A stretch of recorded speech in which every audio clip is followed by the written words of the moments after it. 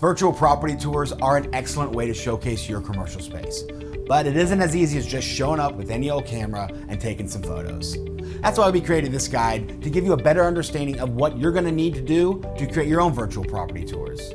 I'm Patrick Morrison, video producer on the marketing team here at AQUILA Commercial. And in this video, I'll go over everything you need to get started creating your own virtual property tours. I'll even go over some best practices to make sure your tour shoots go as smoothly as possible.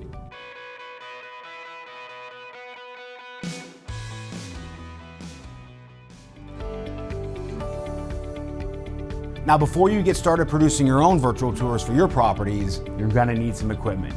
Now, this is gonna include a 360 camera, virtual tour software to create and host your virtual tours, a 360 tripod with extension pole, a smartphone or a tablet, and of course, someone to facilitate the shoot. Here at AQUILA, we use the Ricoh Theta Z1 as our 360 camera, and we absolutely love it. Now, we pair that with the Bushman Claremont version 2 360 tripod, and for software, we use AQUILA.co and Ricoh Tours to create and host our virtual tours. Some best practices to keep in mind when you're getting ready to shoot your own virtual tours is, first and foremost, schedule the shoot when no one is in the office and it's tidy. There's nothing more awkward and annoying than trying to get people to move out of your way or having people in your shoot when somebody's taking a virtual tour. Next, make sure you walk the space in its entirety before you even start shooting, and do things like clear some clutter, open the blinds and doors, turn on all the lights in the space, and really just stage the space and make sure it looks as good as possible for the photos. Now, while you're doing that, make sure you make a plan for your tour itself.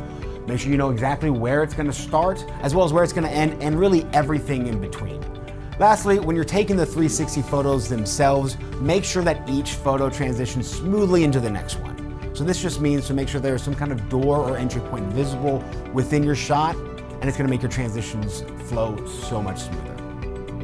Well, after watching this video, I hope you have a better understanding of what you need to do to get started creating your own virtual property tours. If you have any more questions or simply want to learn more about the power of virtual tours, simply visit our website and contact our commercial leasing team today.